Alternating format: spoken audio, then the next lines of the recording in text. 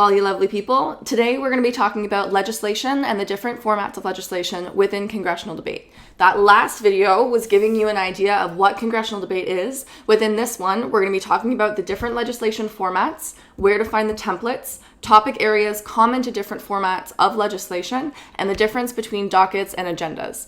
If you don't know all of those things, make sure you stick around to figure them out. For this video, I'm going to be having a whole bunch of stuff showing up in this blank space, showing you bills, resolutions, different formats, everything that I'm talking about, as well as some vocab words.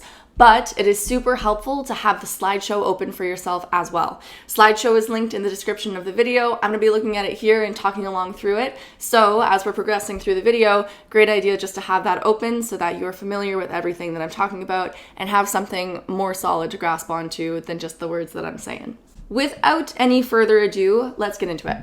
We're going to first talk about bills, resolutions, and constitutional amendments. We talked about this a little bit in the last video, but let's go more into depth. Bills propose changes to existing laws, establish new laws or policies, and have an enforcing agency, implementation date, and are more specific than resolutions. So when a resolution might be showing those cascading whereas clauses, remember that's whereas, blah, blah, blah, blah, blah, whereas, blah, blah, blah, blah, blah. Bills have distinct sections. Every section serves a purpose.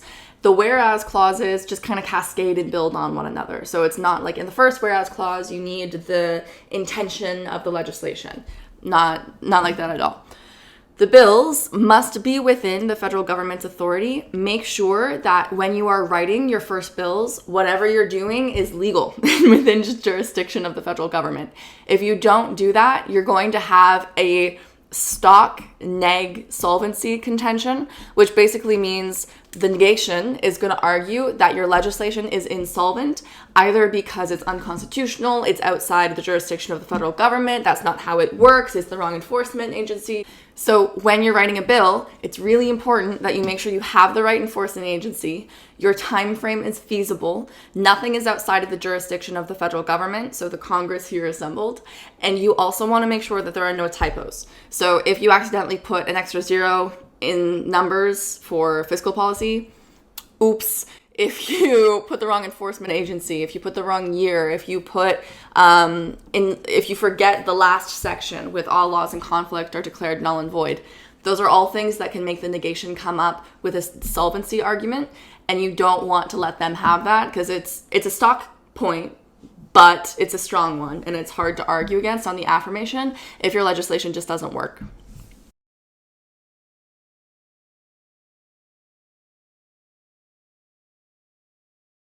Cutting the number of concentrated animal feeding operations in half. They're also called CAFOs. I'm just going to call them CAFOs. If you were to have that within a bill, then your first section would specifically say the number of concentrated animal feeding operations within the United States shall be cut in half. Section 2 is going to be your definitions. So concentrated animal feeding operations is going to need a definition, and that's most likely going to be by the number of animals present. Section 2 can have some subsections if you need them. So within that section 1, if there are further definitions that you think need to be defined, go ahead and put them there.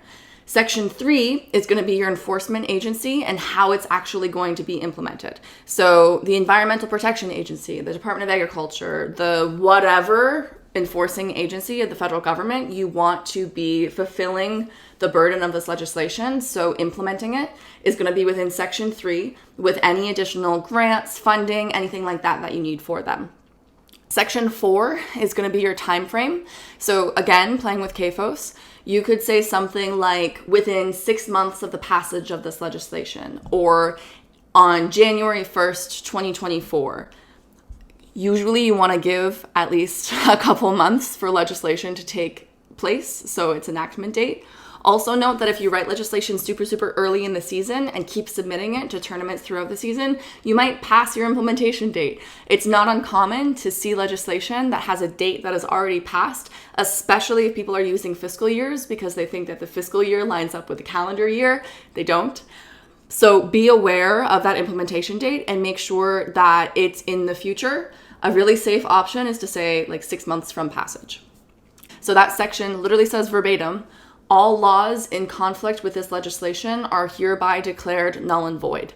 What that means is that if you are on the affirmation, if you are authoring this legislation, you're proposing it, then no one on the negation can be like, there's this other piece of legislation, this other law that says we can do this. That null and void clause at the very bottom says that once we pass this legislation, it is going to take effect over anything that's already been established. The one caveat with that is that you cannot declare the Constitution null and void. Constitutionality arguments come up a lot within bills because you'll see the negation saying like, this isn't legal, you can't do this. Very common with voting, very common with minimum wage, very common with education legislation. You'll have constitutionality arguments saying it's not possible to pass this legislation because it is unconstitutional on the basis of whatever.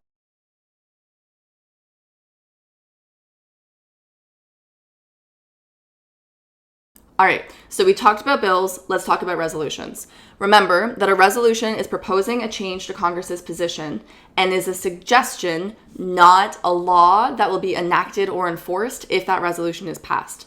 That's important because it gives you a little bit more leeway with jurisdiction. The federal government, through a resolution, can say that they have the intention to do something, and that can be signaling to either the international community or to states or domestic, whatever, that this is a direction that Congress is headed. And they may be laying the groundwork for it to be a bill in the future or for it to be like a law change in the future. But it is giving Congress, within like student Congress, just a topic to debate. So let's use that CAFOs example again, comparing a bill versus a resolution. Remember in that bill, we had those 5 different sections with our statement, definitions, enforcement agency, time frame, null void statement. In a resolution, you're going to have a series of whereas clauses that are cascading. So the first might be, the United States has committed to lowering greenhouse gas emissions. The second whereas clause. Concentrated animal feeding operations have high levels of methane that are produced every year and released into the environment. Third, you could talk about agricultural runoff into rivers and streams and the detrimental health effects onto constituents living downstream or anywhere that waste is seeping into the soil, then being pulled up by agriculture for food. Those cascading whereas clauses are really just building on the idea that CAFOs are bad, right? That's the main idea. The US has said that we don't want to be polluting. CAFOs pollute. You can quantify the degree to which they pollute. You can quantify the health effects on constituents. You can do all that within the whereas clauses. But then after you've gone through your whereas clauses, like 3, 4, 5, 6 of them, you're going to get to a resolved clause. That resolved clause is always, be it enacted by the Congress here assembled that. And then you get to the resolution. This is the statement that you're going to be debating. The United States shall reduce the number of concentrated animal feeding operations by half, period. If you were to do a further resolved clause, which you can do, you'll see them in resolutions every once in a while, then that goes directly under the resolved clause, and it would say further resolved, blank. In this case, that further resolved clause could be something like the U.S. shall pledge to clean up environmental runoff, more carbon trapping, try to reduce number of methane, try to encourage small-scale farming, like whatever it is that you want in that further resolved clause, that's what you would put after you have the main resolution. So cut CAFOs in half. If you were to be coming up with arguments for a bill or for a resolution on this, the bill is going to be debating that the EPA and Department of Agriculture should enforce it, that there should be the specific time frame, and that time frame is enough or not enough, depending on affirmation negation, that any money allocated towards this initiative is sufficient or insufficient, and that the idea within itself is good, cutting CAFOs in half. All of those things are up for debate on the bill. On the resolution, you're going to be debating more so just the resolved clause, so just the main idea, that CAFOs should be cut in half. You're going to look at all of the reasons in the affirmation, could be environmental, health, constituents will eat less meat, lower healthcare costs, higher social reproduction, anything like that. On the negation, you're going to have none of the arguments that you would have with the bill with enforcement and time frame, because you don't have that in the resolution. It's just the idea that CAFOs should be cut in half. So that negation side could be running contentions related to what the negation on the bill would do, but you can't pick at the time frame, implementation date, anything like that, because they don't exist within the resolution. It's just the idea that CAFOs should be cut in half.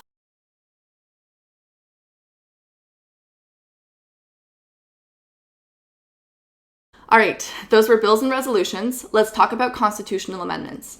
Constitutional amendments are exactly how they sound. They amend the Constitution.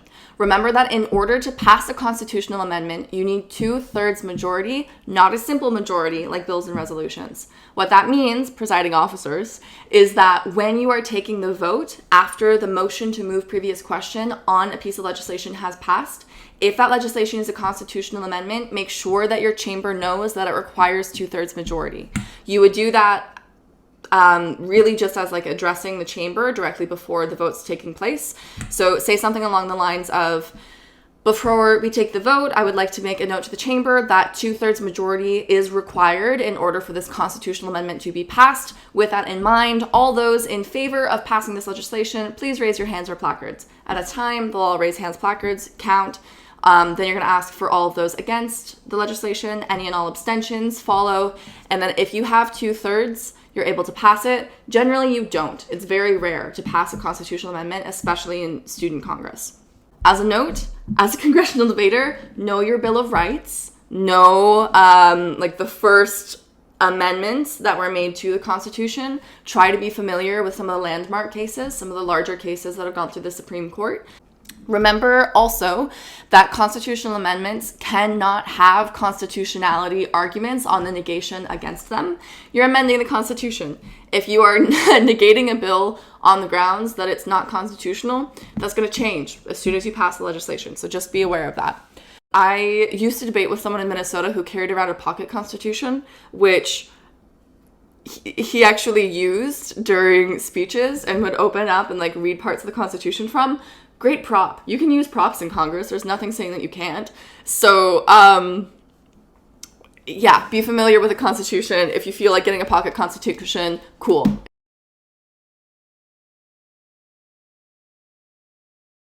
So, you know what a bill, resolution, and constitutional amendment are. Where do you find the templates when you want to start writing them? Because I've talked about these formats and how the heck are you going to start?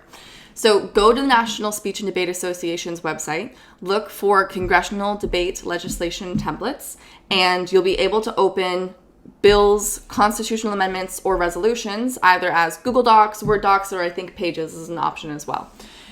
I'll link that in the description for you. Make sure that when you open whatever type of legislation you're going to be writing for the first time in your own personal folder, your computer, wherever it is, that after you've written your legislation, you save it as a PDF.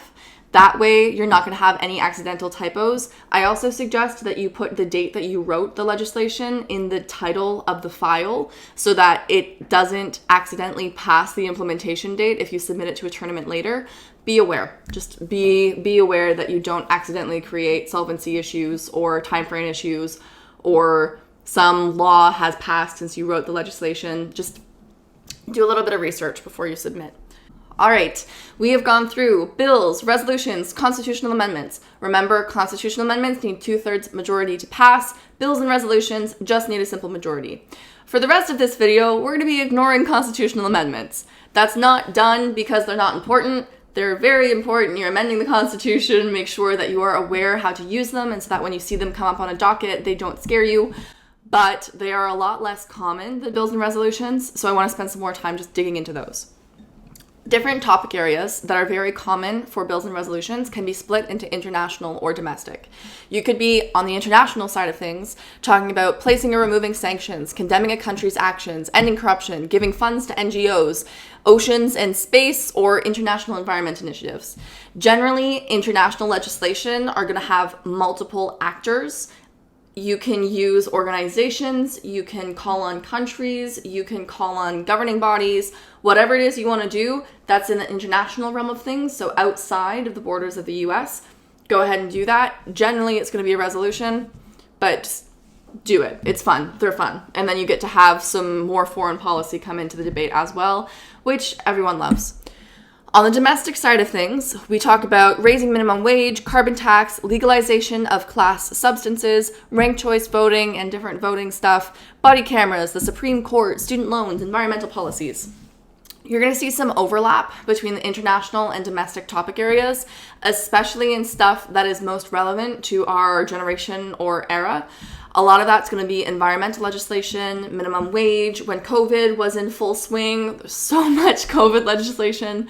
So note that there is overlap, and that when you are debating and creating legislation, that overlap is fine. If you have a session that has multiple pieces of legislation running along the same veins, so multiple like environment, multiple economic, multiple voting, generally you want to split them up on the agenda so that you're not like back to back debating the same topics. But if that's all that your chamber has prepped, go ahead and do it. No one will cry, nothing will burn, it'll be fine. Let's talk about writing legislation. When you are writing legislation, you don't want it to be airtight. What that means is that you need to have a little bit of ground for the affirmation and the negation to be able to speak from.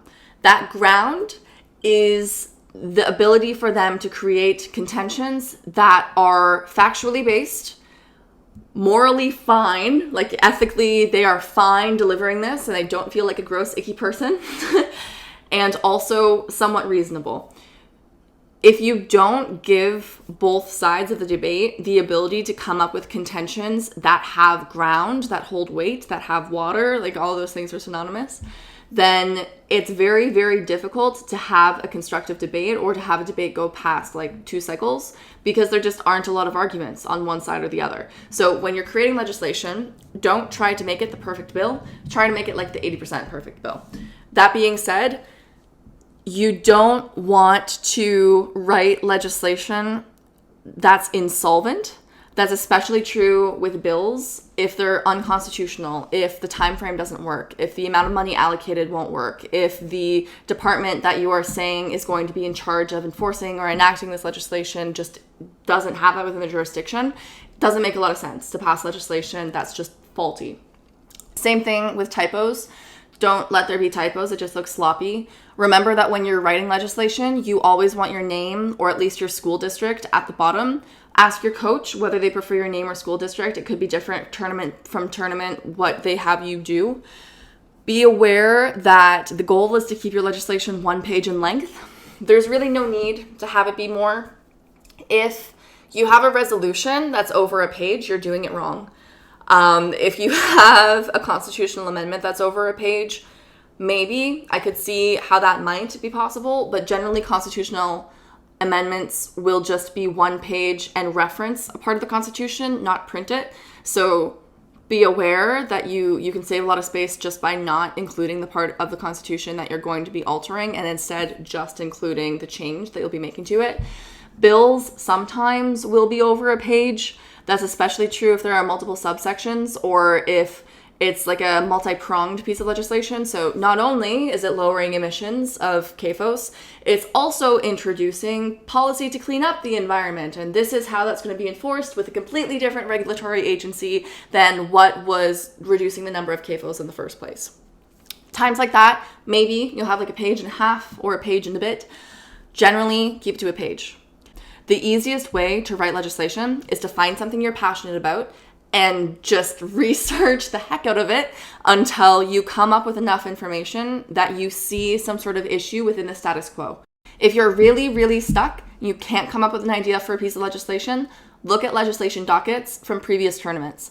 Do not copy another piece of legislation and put your name on it. That's plagiarism. But if you find inspiration from another piece of legislation, then you can absolutely use that to try and come up with something original. Last thing, you've heard me talk about the docket and the agenda. What are they and what's the difference? The docket is every piece of legislation that could possibly be put up for debate throughout the course of the tournament. That docket packet is going to be released by tournament officials prior to the tournament date so that you're able to look through all the legislative items, research them, come up with speeches. That's your docket. The agenda is the order of legislation proposed from the docket for each session. So let's say in preliminary sessions, you have a docket that was released beforehand and there are 12 items up for debate. You have 3 preliminary sessions, each are about 3 hours long. Chances are you're going to get through just about 9 bills. So it's in your best interest to list 9 pieces of legislation on your agenda. You're not setting the agenda per session. Sometimes tournament-specific rules will ask you to do that, but generally they don't. You will, within your preliminary session's first agenda nomination, list out at least 9 pieces of legislation. Generally, you want to have a couple spares, so 10, 11, 12 are in your benefit. And then as you're moving through session to session to session, you're just going to be going through the items on the agenda. These are docket items, so they are from the main docket, but your agenda is what you're using within the session. The docket is what is used within the whole tournament. When that matters is if you get to the next out round. So let's say that you've got through all the preliminary sessions, you're going to move into quarterfinals. Quarterfinals will have different pieces of legislation available from the docket than your preliminary sessions.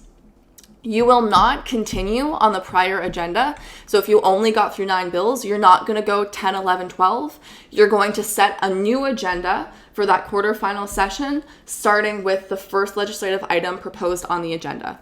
Again, agenda is in a session, docket is in a tournament. They are different. Don't use them interchangeably. If you do, it's not the end of the world, but it's wrong and it doesn't sound professional. Just avoid it if you can. That was a bunch of information. Hopefully everything made sense. We went over bills, resolutions, constitutional amendments, and the differences between them. We talked about where to find these different legislation templates, as well as common topics for each piece of legislation, international or domestic. Constitutional amendments, remember, read the Constitution, figure out your Bill of Rights, be familiar with different stipulations within the Constitution. It's good just living in the States. It's also vital as a congressional debater. You are part of government within this, so being aware of the foundation of government probably is a good idea. Additionally, we talked about what to note when you are authoring legislation and the difference between dockets and agendas. That's pretty much everything that you need to cover. I will have subsequent videos going over actual writing of legislation. We'll talk more about CAFOs because I basically wrote those with words, but having an example of what that looks like on paper has to be helpful. We'll figure out something for constitutional amendments as well. But regardless, you guys will be covered. You'll know what it looks like. We'll go through the process of writing it. As far as this video goes, I hope that it was helpful for you to get an understanding of the different formats of legislation and everything related to them. And until the next video, have an absolutely wonderful day. Thank you so much for joining me. Bye.